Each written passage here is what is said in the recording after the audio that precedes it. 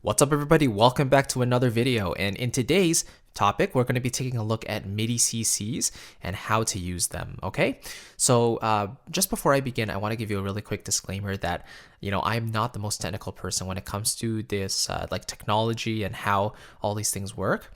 I basically just want to make music, and I want technology to be as seamless as possible. I want it to work. I don't want it to bog me down and make me research, all these different things. But so for this video, I kind of went onto some different sources and, did some research to look through all the CCs that I thought that were the most important.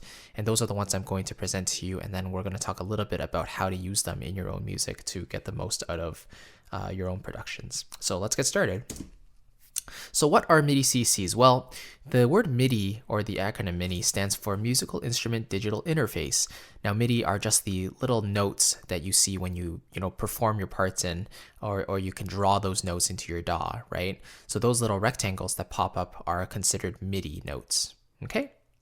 And MIDI notes usually trigger a sound either located in your DAW itself or from an external sound source, like a sample library or something. They're basically just used to trigger certain sounds, okay?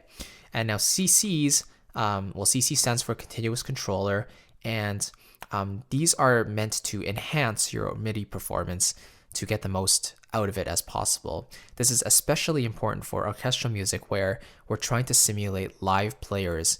We're trying to get a realistic result. So it's very important to mimic human playing and human interaction as much as possible to get a realistic result. And that's why writing your CC controllers are super important. Okay, so I just wrote there in the very bottom. As well, it's very important to perform them in live while you're playing. For example, if I'm playing in a solo violin line, I'm going to be writing the mod wheel while I do this to get the most natural expression as much as possible, because I'm basically pretending that I'm the violin player. So if I want to get louder, that I'm going to naturally push the wheel up a little bit to follow along with that. Okay, let's go on. So the most commonly used CCs are listed here below. CC1 is the most universal, I think, and that's the mod wheel. And most MIDI controllers will have a mod wheel on the upper left or upper right, but it's usually right next to the pitch wheel. So those two wheels you'll find located at the top of your keyboard usually. And then you'll have the breath controller, which is CC2. CC7 is good for volume. CC10 is for panning. CC11 expression, and CC64 sustain pedal. So a few of these actually work together, especially CC7 and 11. Volume and expression are they usually work together to keep things simple and just to give good results. Okay. So now let's talk a little bit more about each of these here, specifically these 5. So number 1 is the mod wheel, right? Like we said, this is the most commonly used one. And you'll usually see the mod wheel used a lot because sample library developers map both volume and expression to the mod wheel. So then you might be asking, what are the differences between volume and expression and how do they work together? Well, as far as I'm concerned, one of them controls the overall volume of your patch. So for example, if you're playing a violin section, right? Then volume usually controls the overall dynamic of the violins, like how loud it is and how soft it goes.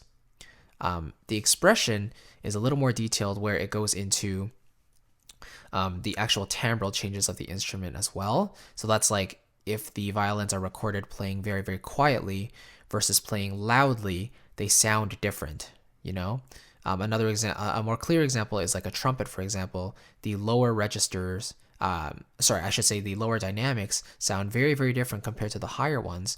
So when you hear a brassy sound, that you're triggering the higher dynamic, and that's what expression can do for you to trigger those different layers, while volume, in my experience, has been usually mapped to control the overall volume of the instrument itself rather than the actual timbral changes.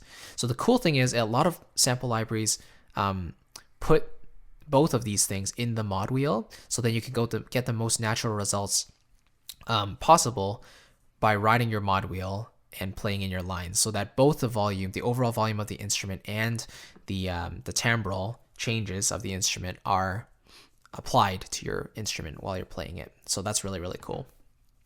Some instruments will also come with a breath controller, and I see this a lot mapped to vibrato. So if you're playing a woodwind instrument like a flute, for example, let's say you wanted to start playing their flute line without any vibrato, and then you wanted to ride up the fader or the knob, for example, to introduce some vibrato. If your CC2 is mapped to the breath, and you turn it up, then it can introduce some vibrato into the sustain, and it sounds quite natural. So that's pretty cool. And then we just talked about CC7 and 11, that's volume and expression.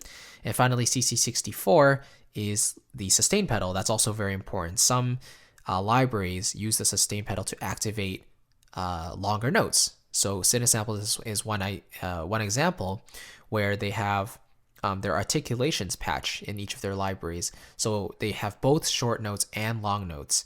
If you play notes on your keyboard without pressing the pedal, you'll activate the different short notes. But if you press the pedal down while playing and holding a note, you'll basically activate the sustain as well as legato. So there's just different ways you can map these libraries, and that's one way to trigger different sustains if you want to. Okay. And so this is what I would recommend, just to wrap things up here. So you should double check if volume and expression are mapped to your mod wheel, because I personally think it's the easiest way to play your instrument. And especially as a keyboard player, if if you're also a musician and you like to perform things, then if you're playing in a certain line, you'll naturally want to be as expressive as possible. So the mod wheel will give you that access to make things sound as beautiful as possible. Okay. Point 2, sustain pedal is good to use if playing your sustain lines live as well. So again, it goes back to playing live. Use the sustain pedal if it's going to help with more sustain notes. It's just according to personal workflow, but this is something I like to do. But I think the thing to remember the most out of all these things is to never perform without any CC.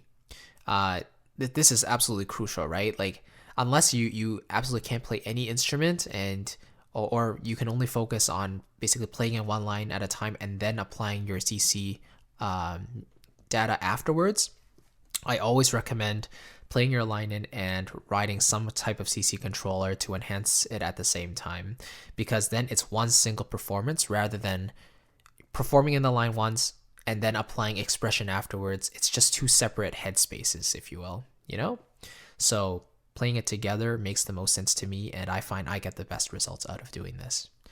So I hope that helps. It's kind of a niche video with this one, but it's something I wish I knew when I was starting.